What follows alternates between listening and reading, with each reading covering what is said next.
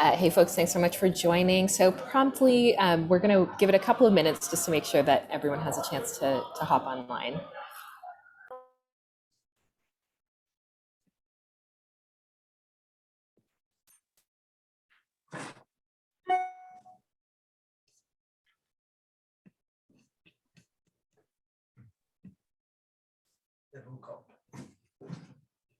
Back doors open. Meredith, would you mind making me a co-host? Sure thing.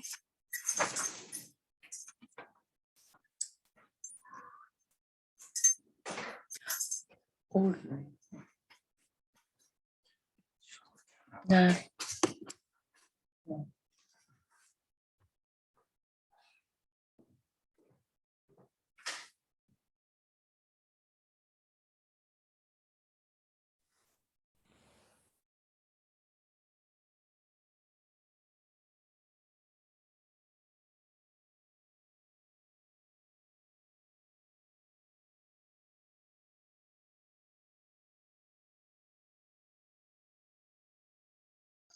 We're just going to get started in one more minute. Just checking that my audio is okay for everyone. There's not background noise. We're good. Okay, great. Kind of like the background noise. There are people nearby me. It's exciting.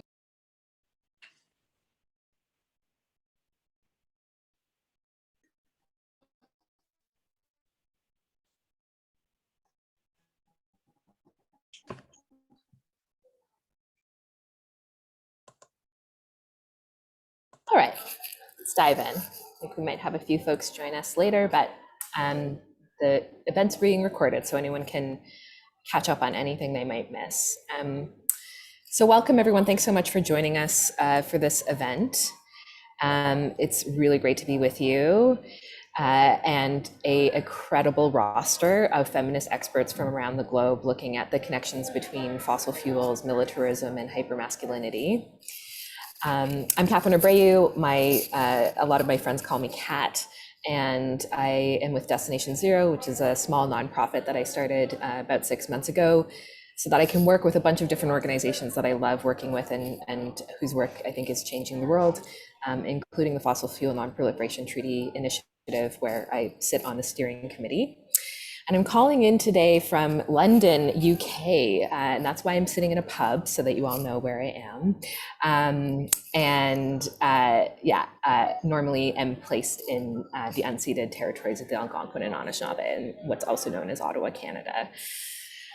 So I'll be your guide for this amazing set of speakers and this conversation that we're going to have today.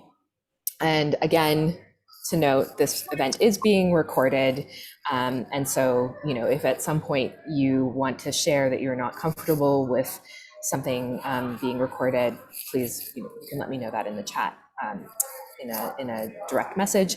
But we're kind of assuming that everyone on the event today is okay with the recording.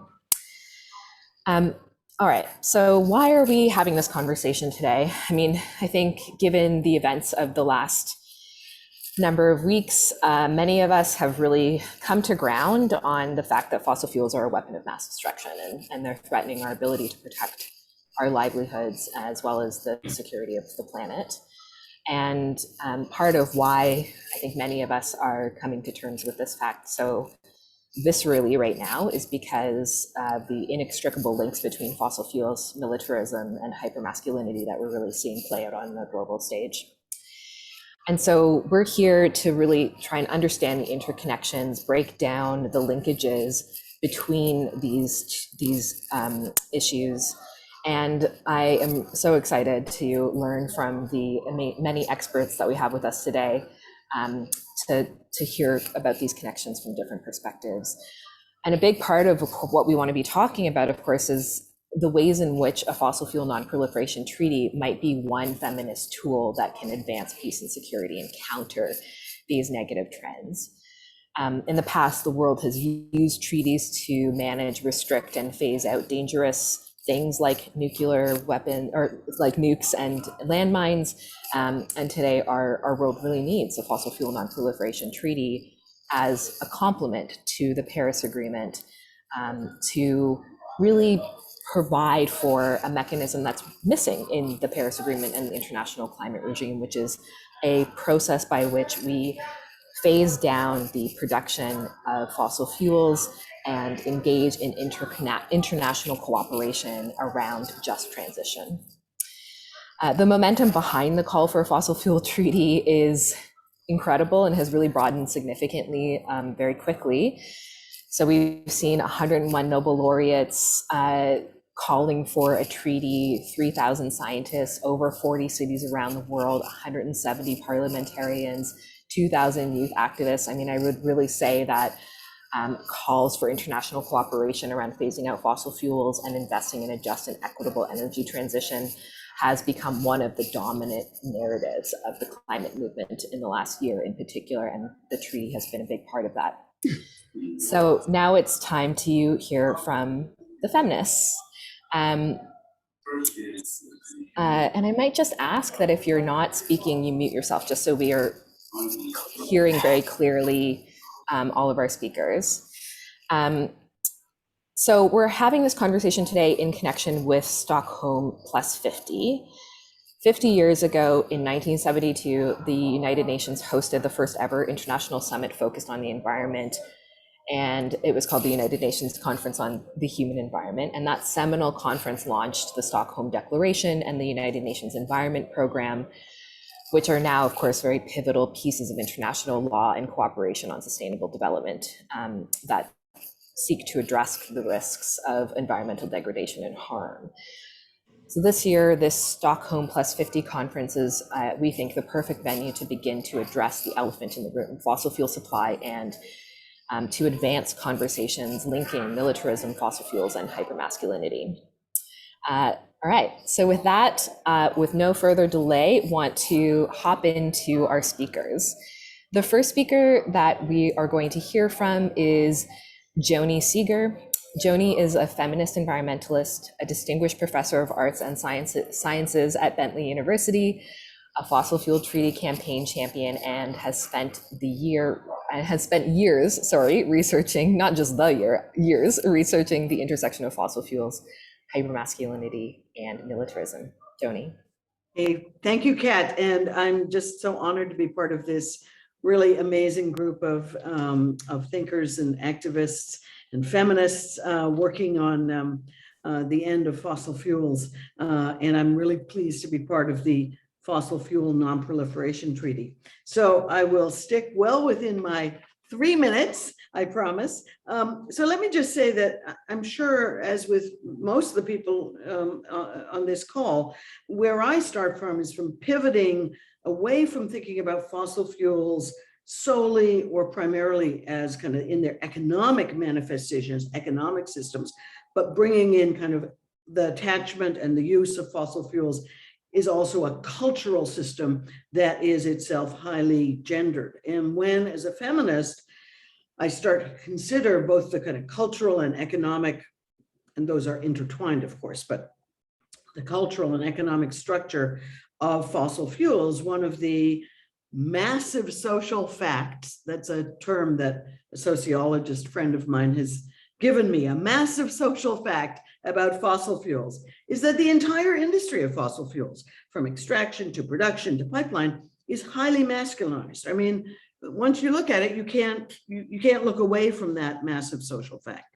And the benefits that flow from this industry flow in the first instance to and through male networks, whether from workers to CEOs. And when I say the benefits, it's not just profits and money, it's the support of male power and privilege in political systems.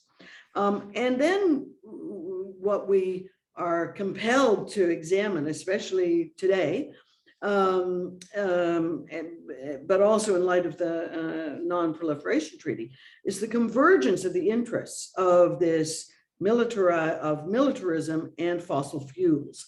And again, it's not just a convergence of material interests and profits, although there's a lot of that happening too, but of gendered convergence of kind of self-reinforcing hypermasculinity. And the normalized hypermasculinity of militarism feeds off in kind of mutual constitution with the hypermasculinity of the fossil fuel kind of complex.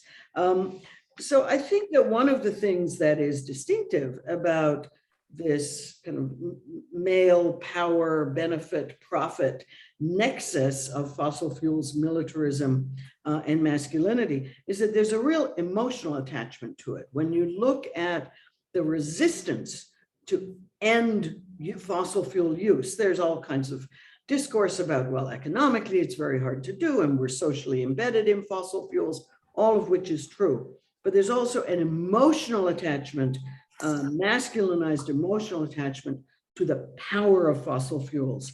And I don't have time to go into that in any detail, but I promise you it's there when you start looking. And at that moment, I'll stop. Thank you very much.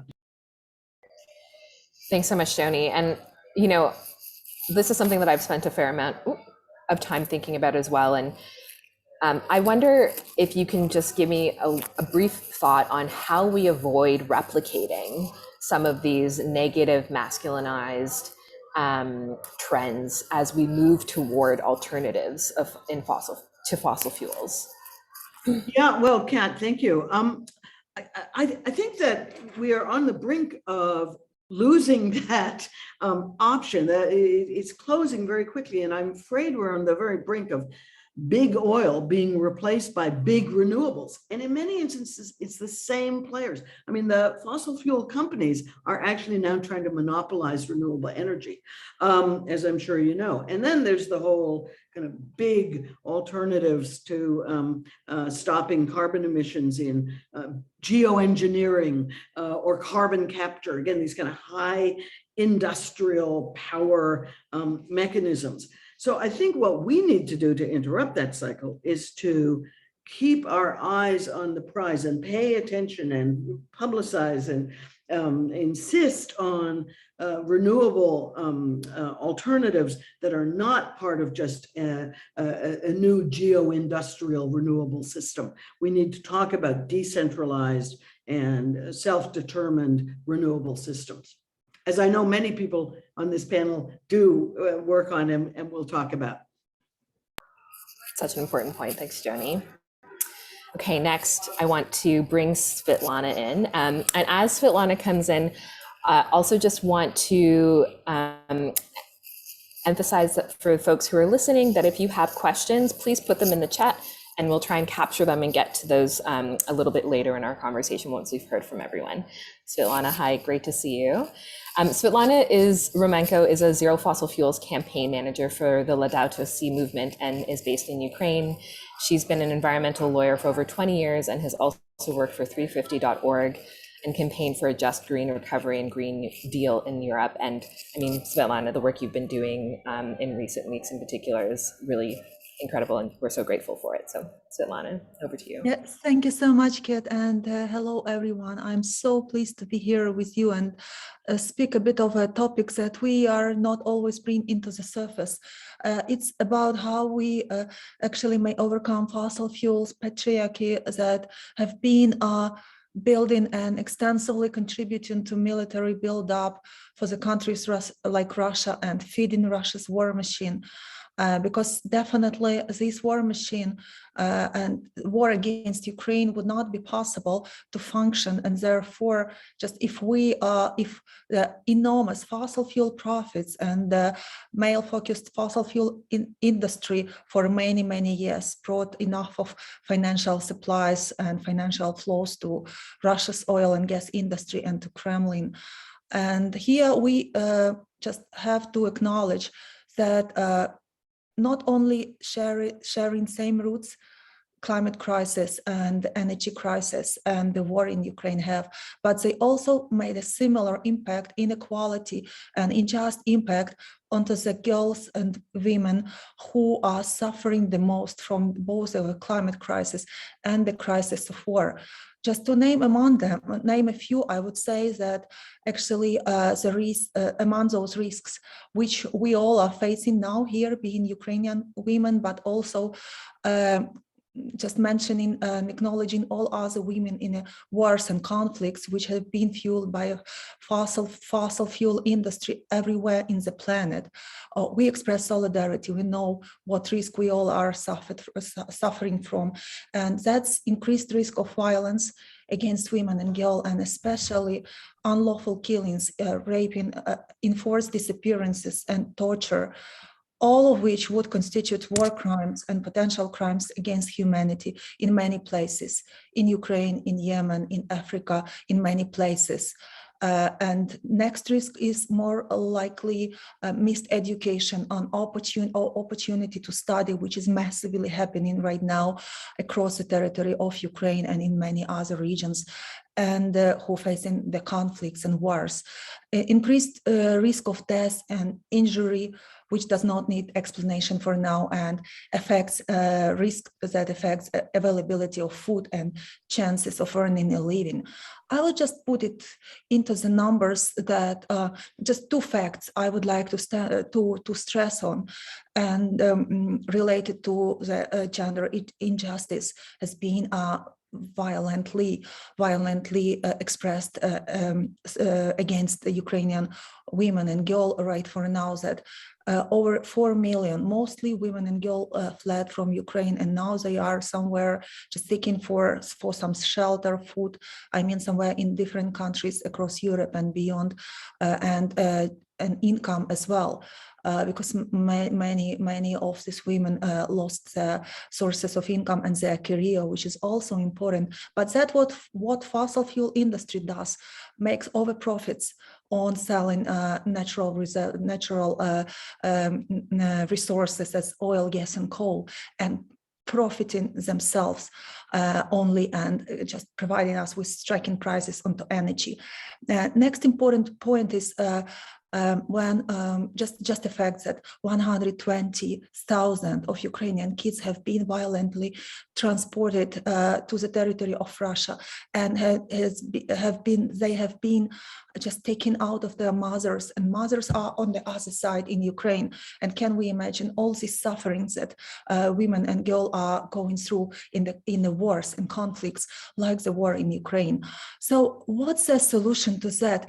And do we ever have a solution? And do we ever have a chance to overcome this masculine dominance of an addiction on fossil fuels, which only benefits the few certain elites with masculine power? Yes, we do. And the first is renewable energy transition, because when the renewable energy is distributed, it can be generated by small households. It provides women and girls more access to the energy which they are needing sometimes the most, because they are housekeeping, they spend a lot of time in house and taking care of food and many other things. And here I would definitely mention fossil fuel non-proliferation treaty, which is a tool, a global framework to bring equality and justice into one place for all genders we have, and especially equalize the genders that historically have been oppressed by fossil fuel industry as well. So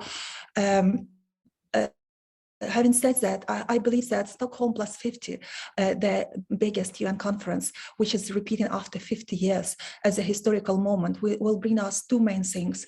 First, that all nations and states shall commit to fossil fuel non-proliferation treaty, and ending exploration of fossil fuels, phasing out fossil fuels, and to a green and just transition for everyone, which will, as I said, make justice finally implemented towards women and girls, and other genders as well who are suffering.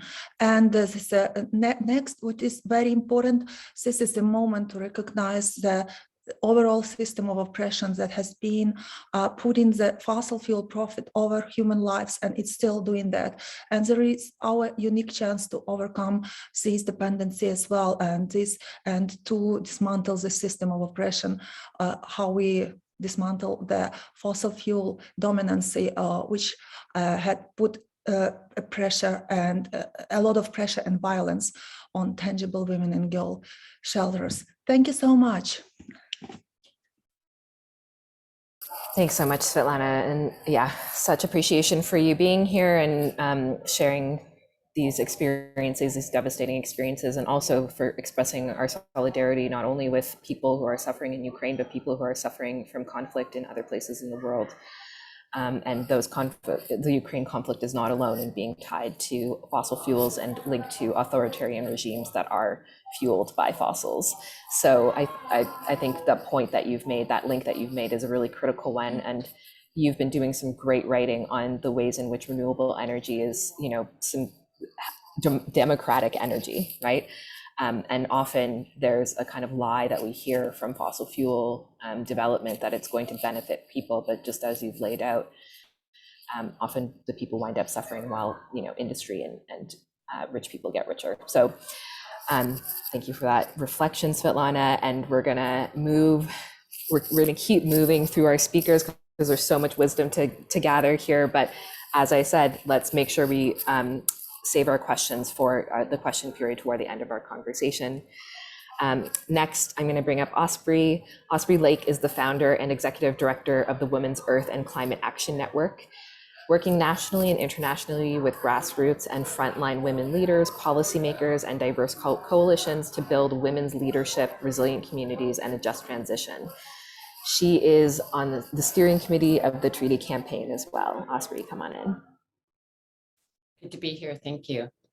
Really honored to be with all these other esteemed panelists. Following up on the comments that were just made, I think it's really important to understand that the intersections of climate change, militarism, and gender inequality are incredibly salient at this moment. In short, due to entrenched patriarchy, we see really a historical link between violence against women and violence against the earth. And this has been going on for a long time, and that's what we really have to stop. The climate crisis has emerged from interlocking systems of patriarchy, racism, the commodification of nature, colonialism, which deeply impacts indigenous peoples, and militarism. So really, to confront these crises, we really need to have coherence across all policy sectors, from trade to military spending to development to environmental laws, to really confront these connections. And within this context, women really must stand at the forefront of policymaking and climate action, because due to gender inequality, they're the most adversely impacted, as we just heard, by climate change, environmental degradation, and wars. And yet, one of the underreported stories is that women are already indispensable actors and leaders of effective solutions to both environmental crises and peace efforts. So studies show us that worldwide, when women are uplifted and given agency, there's immense benefits to communities and to societies overall. Sustainable and local economies grow, children's health and education improve. We see that when women leaders are in positions of leadership around the world, environmental treaties are stronger. So we need a feminist climate justice and feminist foreign policy path going forward that by design will tackle dangerous ideologies that really seek to dominate, extract, and harm our communities and nature, as we have been seeing for a very long time. And for this, we really need an intersectional approach to collectively phase out fossil fuels with equity, and instead really invest in community-led solutions, which are often led by women. And we need to immediately implement a just transition to build the healthy and just world that we are all seeking right now. And really, for all of this, we need a vision of how we can collectively end the era of fossil fuels. And the Fossil Fuel Non-Proliferation Treaty is really providing this vision, along, of course, with other ideas and actions that are happening in the climate justice movement. And the treaty really offers a way of moving forward that doesn't sacrifice people or the planet. And that's really what we need to demand from our governments and financial institutions, is that we make this transition really centering people and nature's cycles. And that's really what we need to do right now. Thanks, Osprey, for pulling some of those threads together for us. And I wonder if you can maybe just help us think through for a minute how we can better highlight the feminist potential of a fossil fuel non-proliferation treaty. Well, I think the most important thing is that across sectors, it's really important that we uplift the voices that have been missing from the dialogue. And I would also say that it's so important when we're talking about gender that we also talk about race, because they're really not, they're inextricably connected.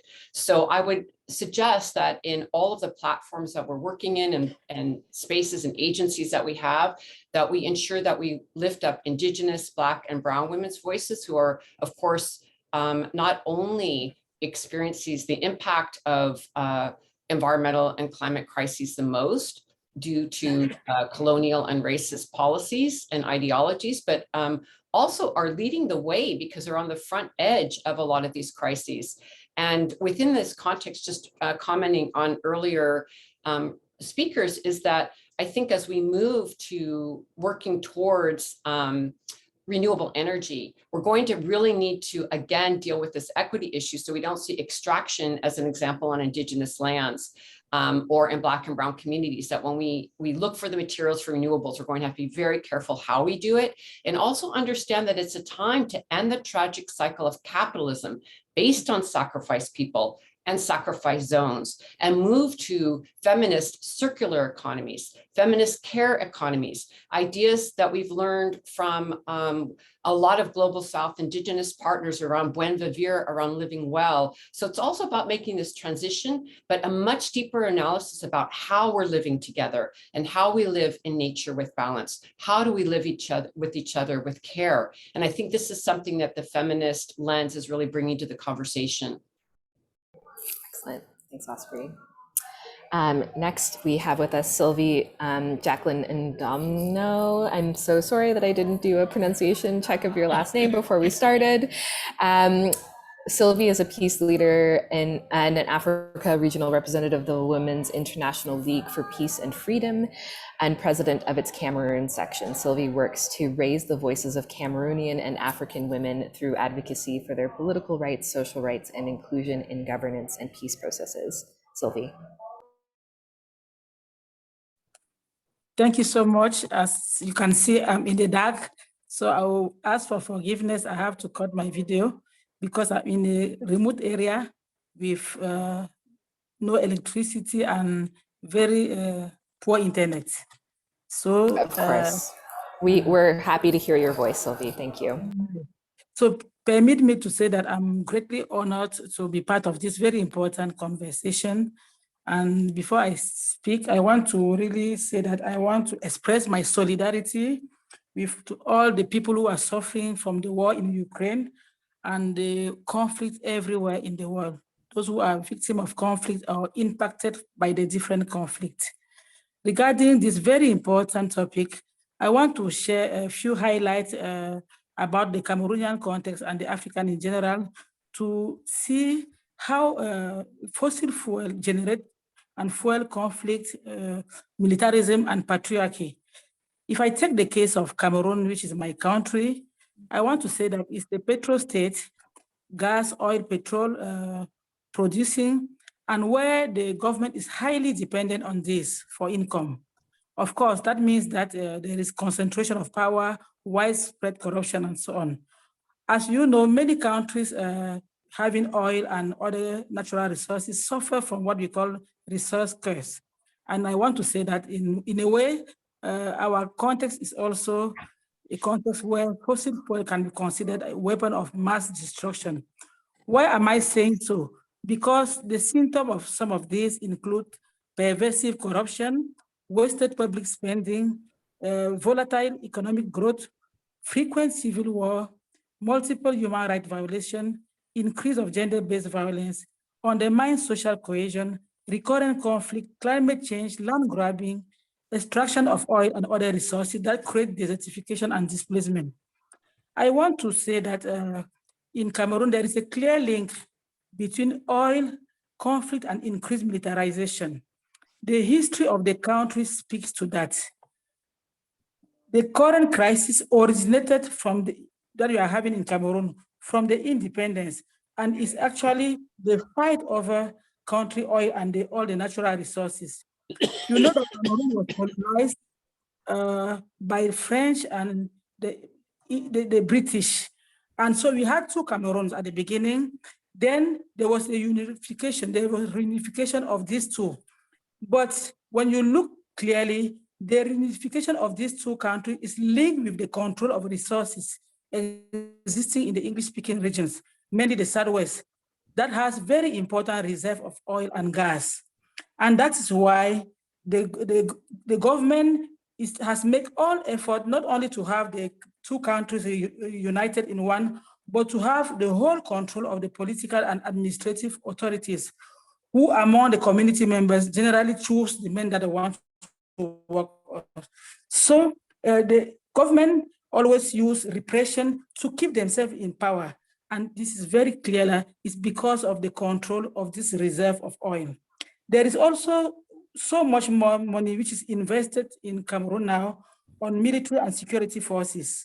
Disputes over oil in Cameroon also increase the likelihood of civil war, and all the money is currently going to the government security forces to address the insurgency, while other sectors such as housing, education, or healthcare are neglected. The country having oil revenue is a good thing, but the general population does not benefit from it. The money is kept, as somebody said before me, by a small corrupt elite. And one example that I can mention is the price of oil to power vehicle that has increased since 2008, leading to higher transportation, food costs, and so inflation, creating general discontentment within the society, and of course, creating instability and now conflict that has lasted for more than 7 years. I want to also quickly mention the fact that the fossil fuel extraction actually really harms the population also and the environment in Cameroon, especially in the East region. I have many examples where all companies have displaced population from fertile, previously agricultural land. They extract oil there, and once they are done, they leave the land completely devastated and polluted. Aside from environmental destruction, this means that the affected population is also facing forced displacement and poverty as they have lost their subsistence. Example of polluted, diverted river for extractive industry. We have an example like that in Cameroon. I want to say lastly that fossil fuels are a huge contributor to the climate crisis in Cameroon. And we are seeing the devastating impact of climate change in Cameroon in terms of drought, flood, etc. All of these impacts mean that there is more insecurity and conflict in Cameroon, to which the government responds with more militarization and violence. The responses to the current crisis in Cameroon are military, are violent. So that's why I'm saying that therefore we see that fossil fuel is increasing the insecurity, the conflict, the militarization, the patriarchy, and so on. I also observe that these sectors, the fossil fuel industry and the government sectors, are heavily male-dominated. Decisions are taken by the male. The patriarchal values underlying this industry is a major obstacle to challenging them. In summary, I want to say that oil in the Cameroonian context, and this is the case in other African countries, is a huge factor contributing to environmental pollution, displacement, insecurity, and militarization. It is in a way, a weapon of mass destruction. I will come back with more detail about the impact on women and also what are feminists doing regarding this situation. Thank you. Thanks so much, Sylvie, for grounding us in that lived experience and also reminding us that, many of these impacts are very local impacts, right? It's not just about, I think often we talk about this in light of the need to take action on climate change, but it's also about the very real impacts around air quality, biodiversity, and ecological crises, and violent takeover of land that people are experiencing right at home in their communities. Next up, we have Mara Dolan. Mara is a program manager at Women's Environment and Development Organization, WEDO, and I've already heard that mentioned in the chat, so I know we have some alum here with us. Mara works on policy research, advocacy, and coalition building amongst feminist and climate justice movements. Mara. Hi, all. I just want to start with first a lot of gratitude and say how honored I am to be here among this really brilliant panel. And I'm just enjoying that I get to listen and learn to so many of y'all as well. And we'll try to offer what I can around this piece that I've been asked to speak to. So I'm a young feminist who works with the Women's Environment Development Organization, We Do, and we're a global feminist advocacy organization that works at the intersection of gender, environment, and climate justice. So I've been asked to speak a bit to connecting these economic pieces of militarism, climate action, gender equality, and what it really means to resource, to fund, to finance, to drive divestment from these institutions of, excuse me, these institutions of harm, and invest instead in institutions of care.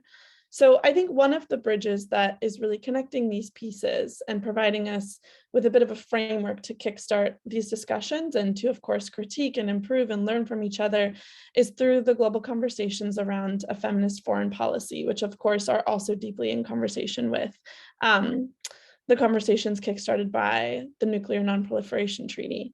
And so though feminist foreign policy is taking on different forms in different national contexts, one of the really core pillars that you'll find in civil society's leadership and conceptions of it everywhere is the sense that we really have to move money and power away from state-funded and state-supported institutions of violence. And within that, I include fossil fuel extraction, the police, the military, weapons industry, prisons, and so much more, and move that money and power into social safety nets and protections, things like healthcare for all, childcare, elder care, quality education, and more. So I think feminist foreign policy really is resisting this tendency that we're seeing that is so concerning to securitize the climate crisis, this idea that we have to militarize in the face of climate impacts instead of providing social protections for all that will protect us from the impacts of the climate crisis.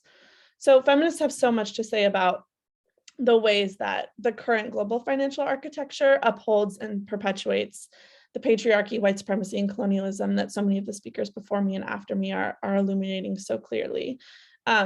It is quite literally the fuel for so many systems of oppression. And so our economic system is the place that is so critical for transformation.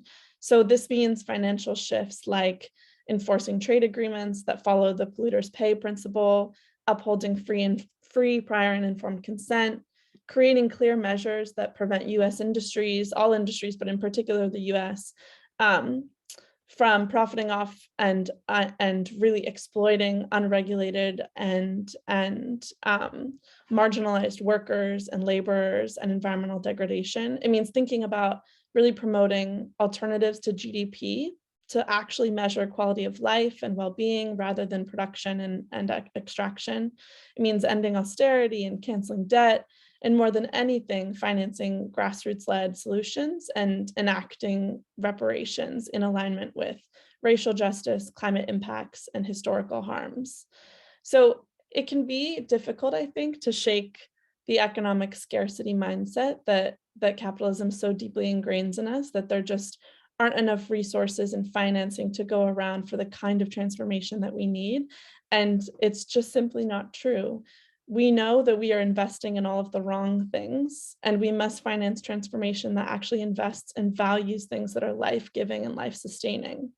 So I'll just end with highlighting what I think so many speakers will speak to, which is that the reality of our world today is that a warring world is a warming world.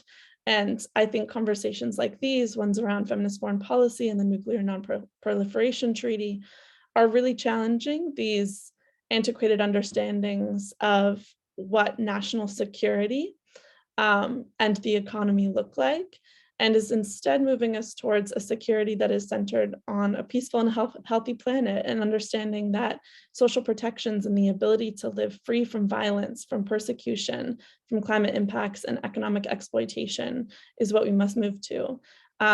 So in terms of economic transformation, let us move the money as a really key piece of moving the power.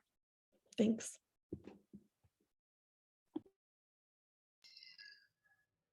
Thanks so much, Mara.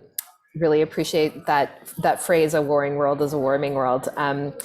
And yeah, and here we are, we're starting to make the connections, right? Like a big part of this is the status quo isn't working for the people on the planet. We come together in these moments of crisis to talk about the challenges that we have to grapple with within the crisis. But the fact is that normal isn't working either, right? Normal is what gave us this crisis. So yeah, so this is what we're trying to do, is create this idea of what a new normal needs to look like to remedy the crises that we are currently living within and avoid them avoid replicating them in the future. Thanks so much, Mara. So next up in our amazing list, it's like a marathon of brilliant women. I'm excited about it. We have Casey Camp-Horinek of the Ponca Nation, and Casey is a community leader, a longtime Native rights activist, environmental ambassador, actress, and WeCan board member, as well as a senior project lead at WeCan. She's been on the forefront of grassroots and community efforts to educate and empower both Native and non-Native community members on environmental and civil rights issues for years. Casey, come on up. Hi, and thank you all for allowing me a moment to speak here, and I'm learning so much. Thank you, each and every one. I will be stopping my video as well. I have a very limited satellite connection here in the country, so I'll see you later. I wanted to first acknowledge each and every one of you and acknowledge myself in the terms of being here in the occupied territory of Oklahoma on Turtle Island. I was forcibly removed here through my own grandparents, having to walk here from our homeland merely 2 generations ago. So I come to you from that perspective of 2 generations ago, our people were living in a healthy manner, in the manner in which we're looking to live today, the manner in which we're trying to find the connections. So I will help us to look back a bit, if that's possible, to see what our future can be. Because I live within a people in the occupied territory of Oklahoma that once belonged to the Wichita people, and then the Cherokee people who walked their Trail of Tears, and then my people, the Ponca people. And at that time, when we were forcibly removed to this territory, our land, Nebraska, was one where we grew the corn, where our relationship with the buffalo was strong, where the sacred water was honored in every ceremony with every sip that we took, where the earth, the father sky was healthy, where the relatives around us, we did not have to have jails, because if you did not behave properly within the natural laws, you would be removed from being part of a people.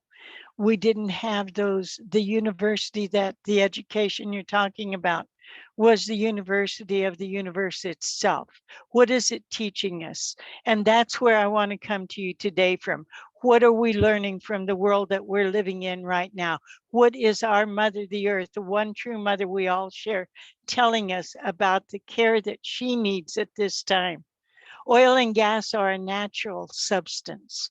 Those are things that belong within the natural world and have been usurped and raped themselves from their natural cycle, just as we have as human beings. Recognizing in recognizing that, we must recognize that we are not separate from nature. We are nature, attempting to protect itself from extinction.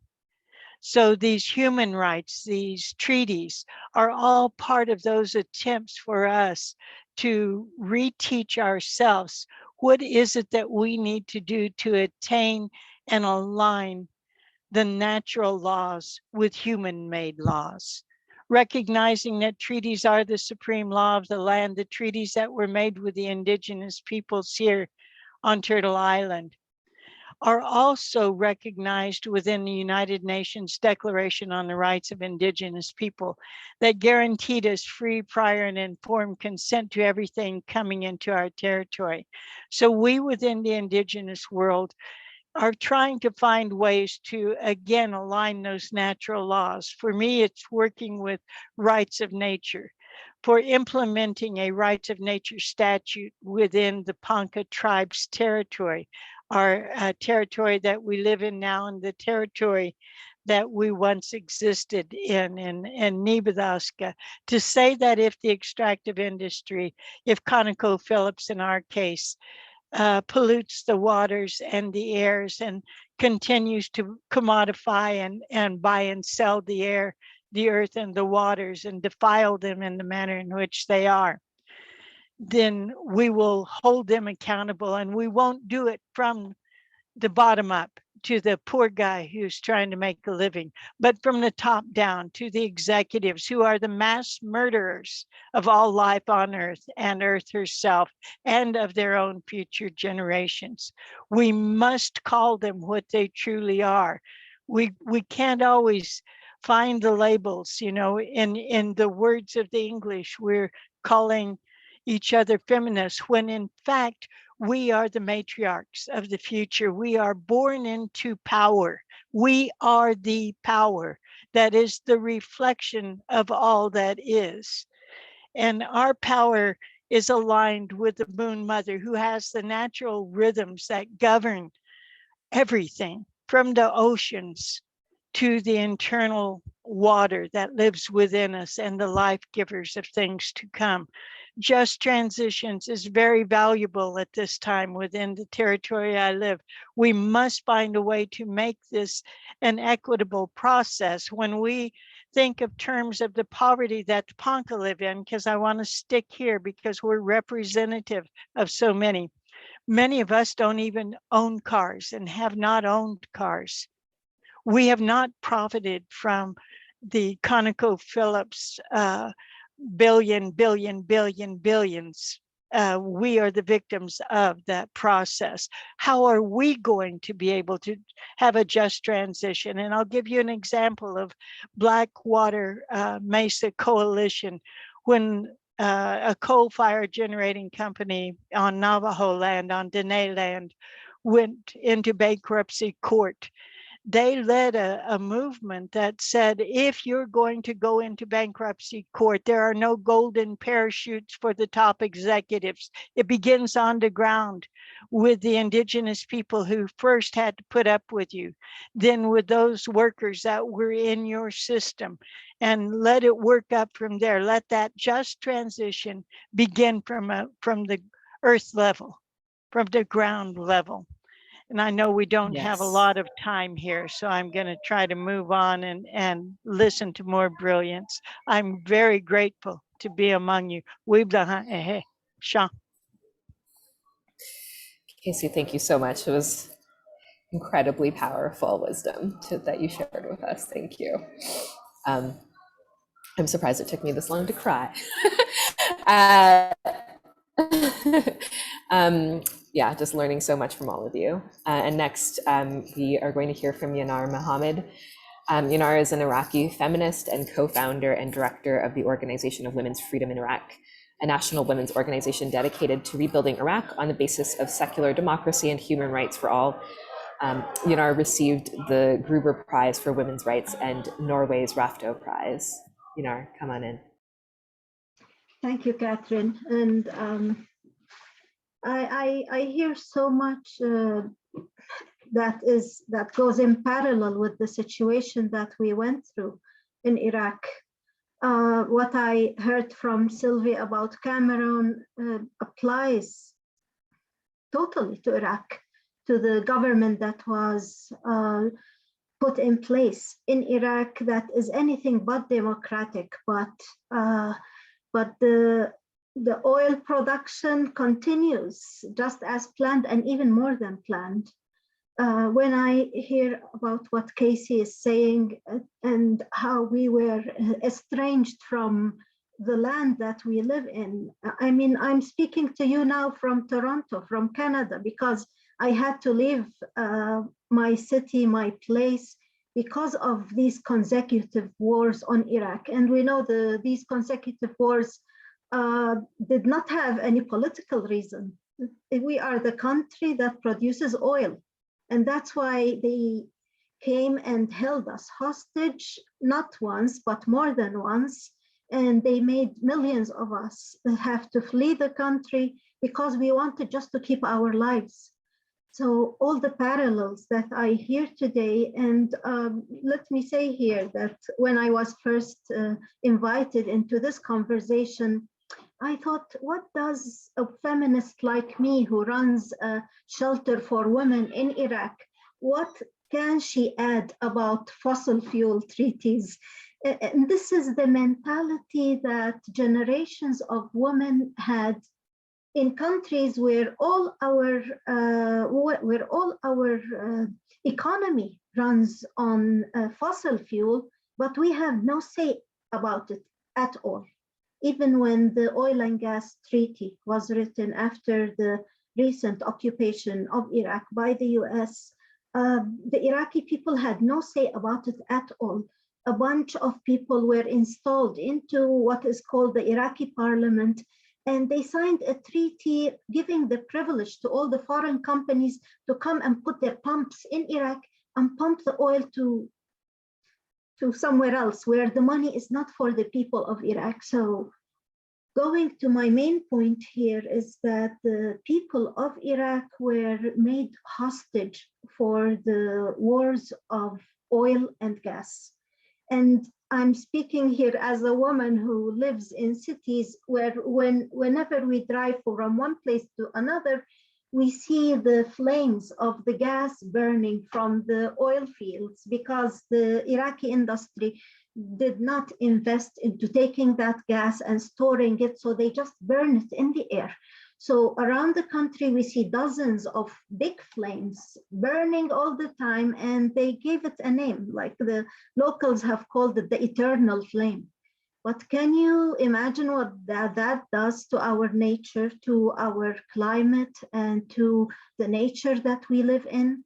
In the past year in Iraq, and this might be difficult for many Iraqis who are living abroad to believe, in this past year, every other week we have a desert storm that makes people unable to breathe. We have to lock our doors, our windows, and hide at home. This is something we did not have before.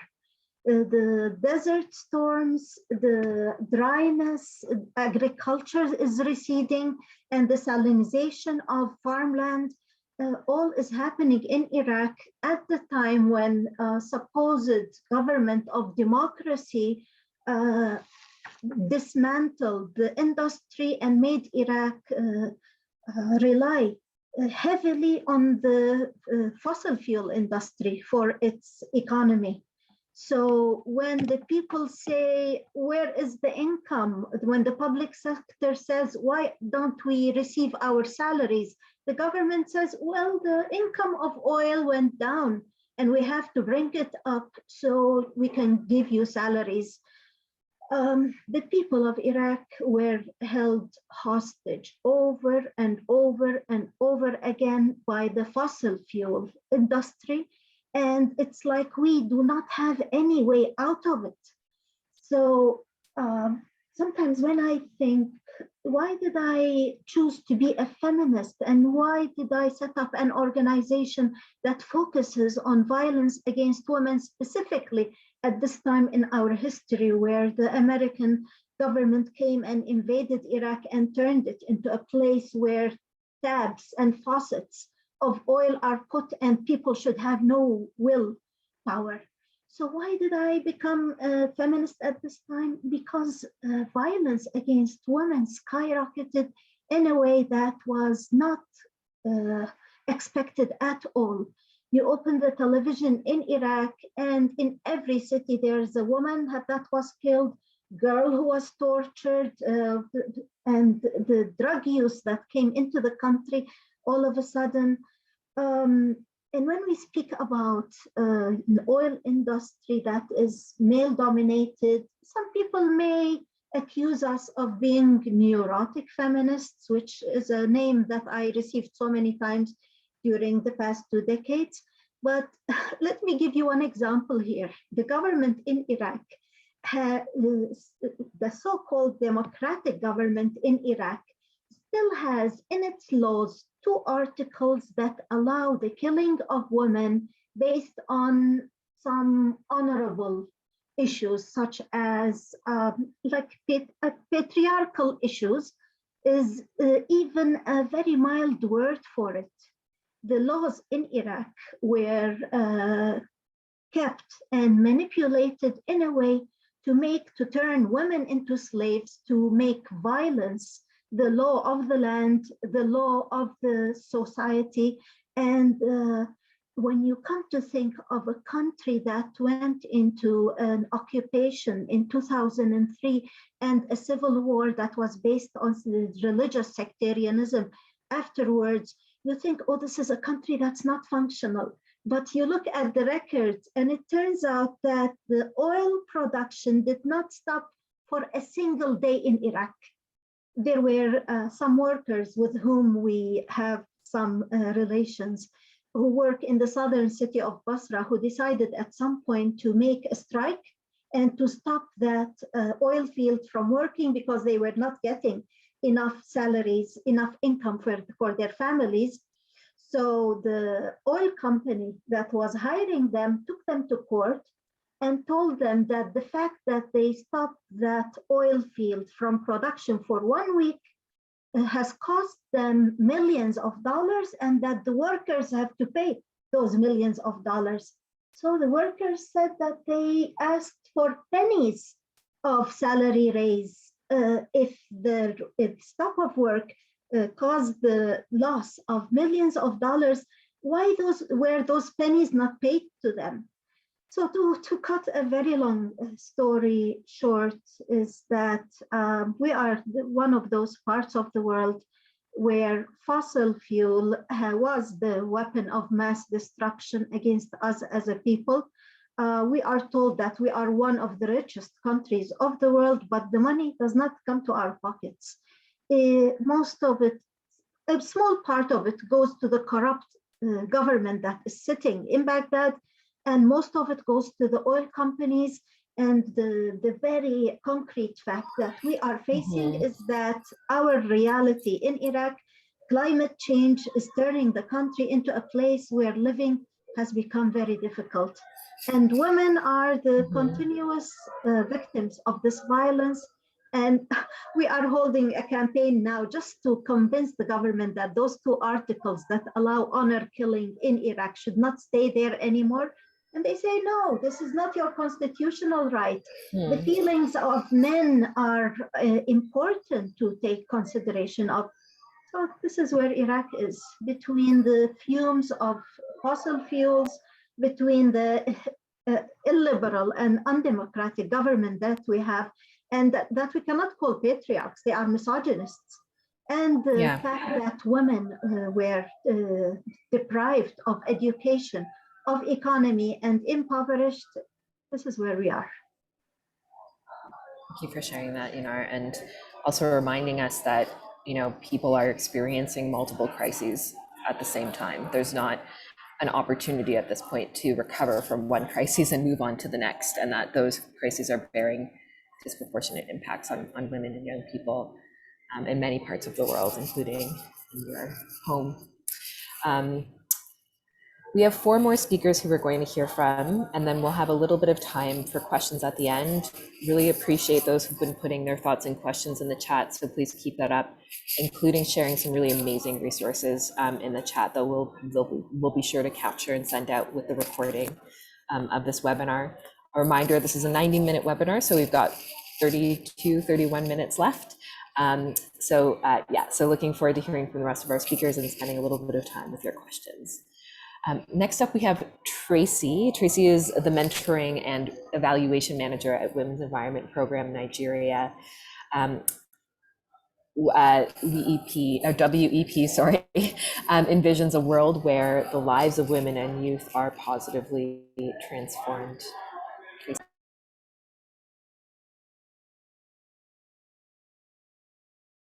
Oh, I think you're muted. Here, let me. Now we can hear you. Yes, good evening from Nigeria.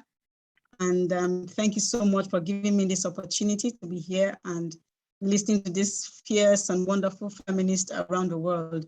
And when you think that you have issues in one part of the world and you hear issues from other countries, you are really amazed. And the magnitude of the human rights abuses and things that women are going through around the world is really heart-wrenching. Well, here in Nigeria, I mean, for the last 50 years or so, Nigeria has been exploiting crude oil, especially in the region of the Niger Delta. And that is the main income for the country. And that has not been sustainable because it has not translated to improve life of people in the country generally, and especially in the Niger Delta specifically. And with that comes there's been a lot of issues with the locals, which made some young men become militants. And of course, to address that issue, the government will send in armed military men into the communities. And when you think about how you're having militants in a community and you're also having armed men in the community, the people that are at the center of that crisis are women. And women in the Niger Delta have gone through untold hardship. Issues of their human rights abuses abound. You talk about rape, you talk about gender-based violence, you talk about loss of livelihood, and some of them losing husbands, losing sons, and losing entire family members. This has gone on for a very long time in Nigeria. Adding to those issues are the issues of the oil spillage in the Niger Delta, where they are basically ripped of their livelihood. They can't plant, they can't fish, and most of their lives depend on farming because they're farmers or fishermen or women. And this crisis, because it has gone on for so long, it's been prolonged. And with the issues that women are currently facing, adding to that is the exposure of pregnant women to this oil spillage. Most times you see women coming preterm, or their fetuses dying, or women developing all kinds of diseases and giving birth prematurely. Or even when they give birth, you have children with defects and all kinds of things. While the oil companies pillage the land by drilling unsustainably, there's also issues of gas flaring in the community, like what our sister said from Iraq, where you have gas flaring openly and you never know when it's day or when it's nighttime, because they flare the gas and the communities have nowhere else to go, but they are forced to live in those communities, in those conditions, and women are forced to even find ways to survive in those kinds of places. Nigeria, unfortunately, when I think about the Stockholm+50, and I think about the fossil fuel treaty, I wonder how Nigeria would be able to phase out the unsustainable ways of oil exploitation. Because currently, even though there have been pockets of meetings here and there, or pockets of interventions here and there, think about how we can be more sustainable, like using renewable energy. You see the government investing heavily in coal mining. You hear the government investing heavily in oil exploitation. Currently, Nigeria is not really even producing the oil. Oil is being imported. Oil prices are at a very high rate where people can't even afford. It worries me a lot when you look at the context that Nigeria is operating in, and when you look at how we go to sign treaties, and when we come back to the country, those agreements are not followed. And so the vicious circle continues, and it's been continuing now for generations. So I look forward to the Stockholm, the +50 conference, and I hope that Nigeria, if she participates, will bring home laudable and tangible solutions to begin to address this. Most importantly is the cleanup of the Ogoni land that has been desecrated with crude oil, has caused so many people to be sick, has caused so many livelihoods, people to be poor and continue to live in poverty. Nigeria needs to take better steps to ensure that the people, women, are at the center of whatever interventions that are currently being made. You know, we as women organization, we are women environmental organization, have been working for over 25 years to ensure that women have a better environment to live in.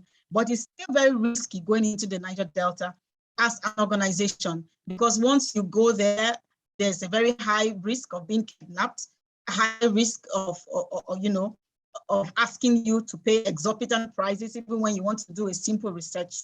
So the context itself has been really, really affected. The people are not very, very friendly. You go in and you are being suspected. Maybe you have come for one reason or the other. So when we begin to think about how we can solve these problems, there are so many social issues that need to be addressed, so many political issues that also come to play, where even the community leaders themselves take bribes from oil companies and use it for their personal use only, and don't extend it to the community people, where young people prefer to take up arms and go into oil bunkering, which is not sustainable. And sometimes they end up spilling the oil, or sometimes there's an inferno that cannot be controlled, for that killing a lot of people. So the problem seems to be one, but it has many, many angles. It has many, many tentacles. And for us to begin to solve those problems, I think we need to really begin to identify those various different tentacles and to begin to engage, or the government needs to begin to engage on how they can address those core issues. Number one would be that they begin to explore better ways of, we're talking about stopping the exploration anyway, so I don't want to even talk about better ways of exploiting the oil, but it should be that they are looking at ways of phasing it out, and also getting measures to improve renewable energy, so that people at the community level who are not able to access sustainable energy can even begin to have it, and even begin to have their lives progress better than this squalor and this shame and this unfortunate situation that we found ourselves in Nigeria. And of course, sitting in the center of it all is a power that does not recognize the rights of the people. So that is my take for Nigeria. Thanks so much, Tracy. And I think also a really powerful reminder that we not only need to be talking about what we don't want, which is fossil fuels, we need to be talking about what we do want, and finding those solutions that improve people's everyday lives and address the suffering and challenges that they're experiencing right now. Sahar Yasin is coming up next. Sahar is a regional advocacy officer at Kamina Tilkamina Foundation, where she works on advocacy, policy, and supporting women rights actors in the MENA region. Prior to her work at the foundation, Sahar worked as regional humanitarian advocacy advisor for Syria crisis at World Vision International. Sahar. Thank you so much, Catherine. I'm really honored to be with you today, and I'm delighted to be part of this brilliant conversation. I'm sorry to say that I have to switch off my camera because my connection has been unstable during this call. So I hope that you will continue hearing me without any interruption. Yeah, it's good to hear your voice strong and clear. I've been asked to speak about climate change, conflict, and gender nexus in MENA region. In MENA region is projected to experience increasing temperatures, water stress, extreme weather events that have direct impacts on stability, peace, food, and water security. In such context, combined with the scarcity of natural resources, the provision of essential services such as water becomes challenging to mitigate the burden of climate change, instability, and conflict. Although women are rarely responsible for climate change or conflicts in this region, they are the first to experience its impact. Conflict in MENA have become more protracted over the past years. This region has the highest average military spending as a share of gross domestic product compared to other regions. In fact, military spending on average is above their fiscal capabilities, as the budget allocated to operations leave less than the required amount for social spendings. This disproportionately harms women as they are more dependent on social spending, especially in this region. Peace building and sustaining peace are increasingly difficult in MENA because climate change directly affects the dynamics of ongoing conflicts and increase the likelihood of new conflicts. One example is the Israeli-Palestinian conflict, where Israel controls most of Palestine's natural resources and hence exacerbating the impact of climate change on Palestinians. Unless addressed, the dire impact of climate crisis on Palestinians will continue to destroy any opportunities for future conflict resolution. Also, climate impact has made the weaponization of resources more effective in MENA. Syria serves as a prime example of how military groups, including the regime, have turned climate impacts into an opportunity by using water as a weapon to attack and divert water sources. Consequently, up to 90% of Syrian population does not have access to potable water. All these factors affect the country's ability to promote future food, economic security, and prospects of peace. Women are least responsible, yet they are the most affected by climate change. Therefore, we believe that it's crucial to support and expand women's agency and right to find solutions and participate in decision-making, especially in peace and climate decision-making processes. Peace building and humanitarian efforts should become climate sensitive. Linking climate adaptation to human security and peace building will increase women's resilience to climate fragility risks. The only way forward in this region and in the world to protect both planet and people is to end military destruction of our communities. Military actors must be held accountable for the environmental harm caused by their actions. Finally, and most importantly, it's crucial to adopt a holistic approach that dismantles the patriarchal structures and attitudes to combat climate change, as well as achieve and sustain peace. This holistic solution includes addressing social, economic, and political structures and inequalities that marginalize women and drive conflict and climate crisis in this region. I will stop here. Thank you so much. Really powerful and incredibly succinct, actually. So much amazing information and thoughts in there.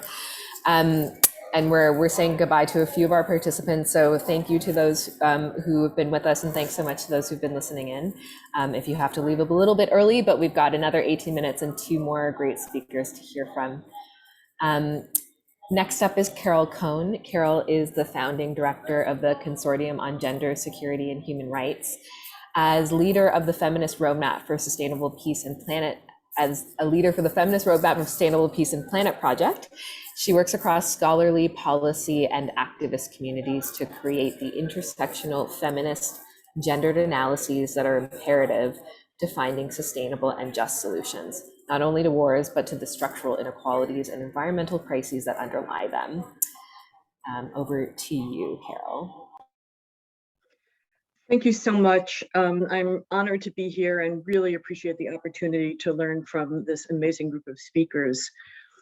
I want to say that despite the urgency of moving to greener forms of energy and the clear mutually destructive links between fossil fuels and militarization and violence, that I want to offer a caution and to say that I think we have to be alert to and very careful about the current non-feminist global north portrayal of this energy transition as the solution to the climate crisis. And this is for many reasons, but I'll just emphasize 2 of them. The first one is that even though green, clean energy sounds great, I don't think that clean energy is actually clean at all when you view it through a feminist global justice lens. Global North discourse tends to focus on the parts of green energy production, installation, and consumption that take place in the global North. And they ignore other elements of the green energy product cycle, including the mining of critical minerals for car batteries and solar panels, the agro-industrial production of crops for biofuels, and at the other end of the product cycle, the disposal of e-waste. And these are elements that typically occur in the global South and or on the lands of indigenous and other poor and marginalized communities in the global north, often with devastating consequences. For example, there's already an explosion of mining of lithium, cobalt, nickel, graphite, and other minerals required for renewable energy and other green technologies. And this clean energy mining, like the mining for oil and the situation we've just heard about in Cameroon or Nigeria from Sylvie and Tracy, this mining is driving land grabbing and violent dispossession, the pollution of water, air, and soil, and the consequent harms to people's health, the loss of livelihoods, increases in militarization and militarized violence, and the socioeconomic harms of community destruction in countries throughout the global south and in indigenous territories in the global north. Or another example, the expanding demand for agri-fuels is increasingly the main driver of land dispossession in Africa. And globally, the demand for agri-fuels destroys rainforests, depletes biodiversity, and forces indigenous peoples off their land and deprives them and other land-based communities of their livelihoods. And then at the other end of the clean energy cycle, there's the problem of e-waste disposal with its heavy metals and persistent toxic substances. And again, this tends to be shipped off to the global south, endangering the health of very often the women and children who are doing it in terrible conditions. So bottom line on that point is that I think a feminist global justice perspective highlights that so-called clean energy is not in fact clean. It is not an easy cost-free way out of this crisis. And I think that helps point to the second reason for this caution, which is that the greening of our energy supply is only one part of what needs to occur if we're to avoid climate catastrophe and biodiversity collapse. And several people have already spoken about that. In the dominant framing, the promise is that greener energy is simply a substitution that would enable us to continue the status quo, that would enable business as usual, a continuation of the current economic model with its goal of ever-increasing growth of GDP and ever-increasing profit-making for the few, which in turn depends on ever-increasing exploitation, extraction, and destruction of natural resources and worse environmental degradation. And so you could just emit fewer greenhouse gases while doing so. But what we actually need in order for people and the planet's flora, fauna, and ecosystems to survive is a fundamental reorientation of both how we understand the right relation between humans to the rest of nature, or the more than human world, as Casey was talking about, and a reorientation of how we understand the purpose of the economy. How could we reorient the economy around the idea that its purpose should be to support the flourishing of all people and of the planet itself, instead of extraction for the short-term financial benefit of the few? These are the fundamental questions we must confront, and we have to make sure that our attention to greening the energy supply is a part of addressing them rather than a diversion from addressing them. Thank you. Yeah, thanks so much, Carol. Once again bringing us back to this notion that it's not just about, okay, how do we maintain the status quo and swap one energy source out for another? It's actually about getting at those structural systemic issues that are the underlying cause of both climate change and many other systems of injustice that are perpetuated through our social and economic infrastructure. So thank you for that, Carol. Okay, last, certainly not least, is Nikki. Nikki is the director of the Climate and Energy Program at the Center for International Environmental Law, where she works at the intersection of human rights and environmental law, overseeing research, analysis, legal and policy advocacy related to climate change, its causes, consequences, and responses to it. Nikki. Thanks so much. It's truly an honor to participate and share this virtual stage with such amazing, and I think, as Tracy said, such fierce feminists from around the world. I have to say, it's quite humbling, not just to come last after such a display of wisdom, but really just to be part of this conversation that's really so rich. And I want to contribute another dimension of the understanding of the converging crises. I think a lot of people who've spoken today have really reflected the awakening in recent years to the fact that the planetary crises that we are facing are interrelated, and our struggles for justice are so deeply intertwined, right? The fight for climate justice is inseparable from the fight for racial justice, the fight for workers' rights and women's rights. You know, and indeed, there's this growing awareness of the converging crises of climate change of biodiversity collapse, and of plastic pollution that have common roots in the fossil economy. So I want to, we know that women and girls in fence line and frontline communities are disproportionately harmed by these converging crises. And positively, we know that women are really at the center and the forefront of movements to end the structural violence and volatility and patriarchy of the fossil fuel economy.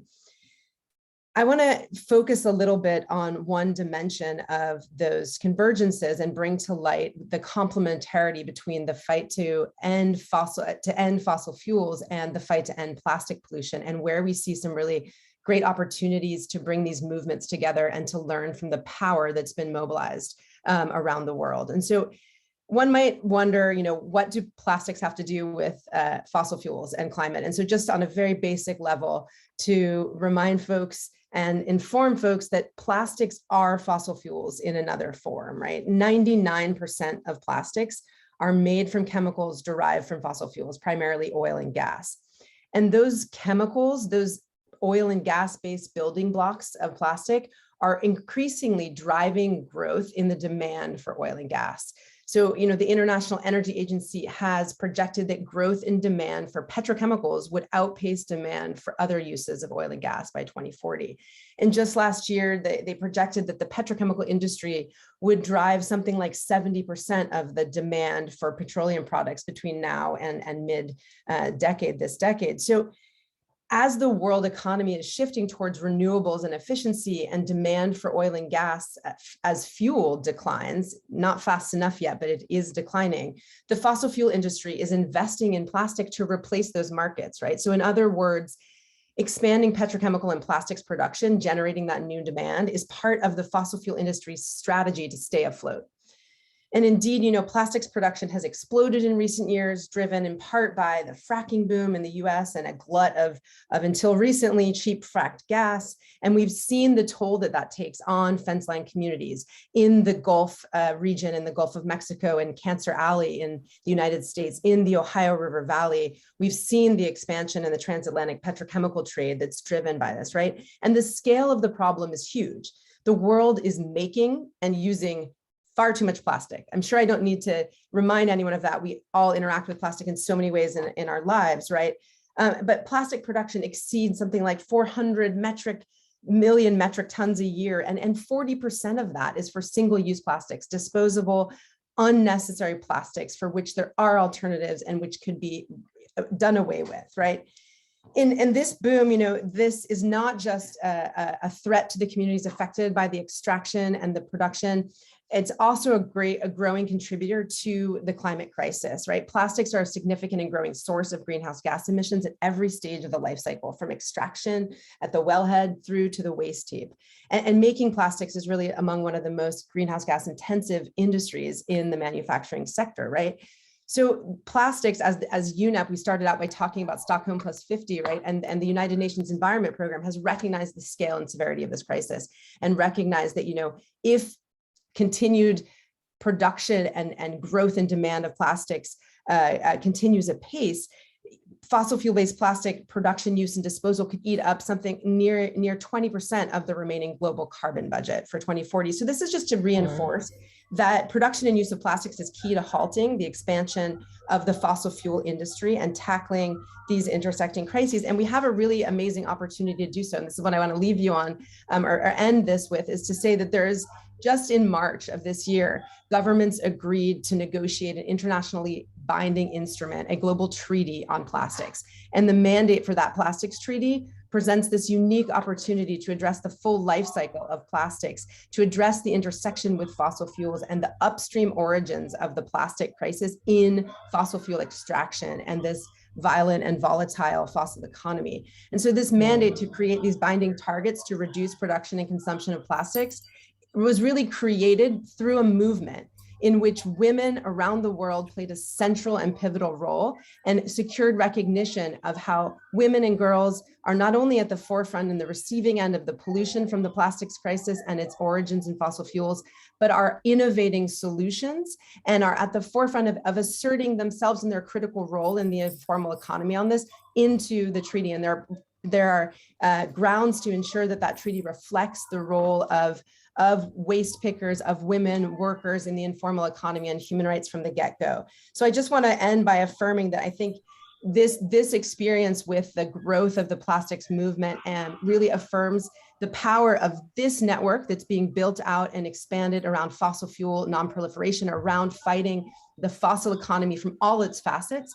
and is a real reflection. No treaty is going to solve the problem on its own, but the power we mobilize in making it politically unacceptable to continue business as usual, and in that shift and reorientation of our conception of society and the economy is what's underway now and is possible when we recognize these connections.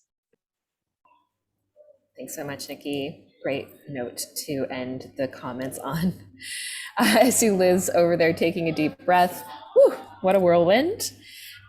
We've got just 5 minutes left, so not a huge amount of time for questions, but here's what I want to do. First, I want to lift up a comment from Diane in the chat, who suggested we distinguish between masculinity and patriarchy. And I appreciated that comment. I don't know if we necessarily have the time to get into a conversation around words. Words are very important for sure, but it also takes a while to unpack them because they're emotional. But if there is one of our speakers who has like a burning response to that, I would ask that you actually put it in the chat. Otherwise, I think it's useful for us to just kind of put it on the table as a check. And I also want to lift up this point from Rebecca, who is questioning the framing of non-proliferation, because Rebecca's experience advocating for a nuclear non-proliferation treaty tells Rebecca that it is actually a very toxic and unequal reinforcing of a dominant power dynamic, global power dynamic of haves, which, those who have the nuclear energy and those who don't. So I think a caution from Rebecca around potentially replicating unequal patriarchal concepts by using this concept of non-proliferation. So that is something that I think we should take a minute to answer. And so I wonder if there's someone on our speakers roster who has something to say in response to that. So how are we going to make sure in our advocacy for a treaty to eliminate fossil fuels and international cooperation on just energy transitions that we're not replicating negative elements that we've seen in other treaty campaigns?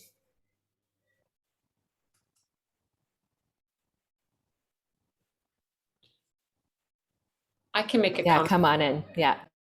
I would just, I appreciate the caution, because every time we move forward, especially when we're working in these male-dominated spaces, and we are working to not replicate the old paradigms that got us into these crises, these questions come up. So I think it's an excellent point and an excellent question. And I think that the most important thing is that we continue to check ourselves with the treaty, that we don't replicate the systems that got us into the crisis. And what does that mean? It means ensuring that the treaty is led by frontline communities, Indigenous, Black and Brown voices, people who are not in a colonized space, that frontline leaders, as we have heard from amazing women today, are continued to be centered in the direction that the treaty goes. And I also think we have many different frameworks now, like climate justice, like the just transition, that can help guide us. And the last thing I'd say is, given this exceptional panel today, put the matriarchs, put the women in charge. I think that's one of the key things we can do, is let women lead this movement of the non-proliferation treaty. We know what we need to do. The women are leading the way. And I think that's how we can structurally make it different. Sounds great. All right. Doesn't look like anyone else has anything to chime in on here, and we're coming up on a minute, so maybe I'll close us off at that. Thank you so much. I mean, I feel really touched and honored to have been a part of this conversation. So Thank you so much to Liz, who pulled this incredible panel of humans together. And thank you, Liz, for inviting me to help guide the conversation. But really, I didn't really have much to do because all of you just brought your brilliance, and that was what we were working with. So a reminder that this has been recorded and will be circulated afterward. There are several ways to get involved in the treaty. You can endorse the treaty as an organization or an individual. Liz has already put the link in the chat, but maybe we'll stick that in there again so you can visit it. You can visit campaign.fossilfueltreaty.org for campaign tools.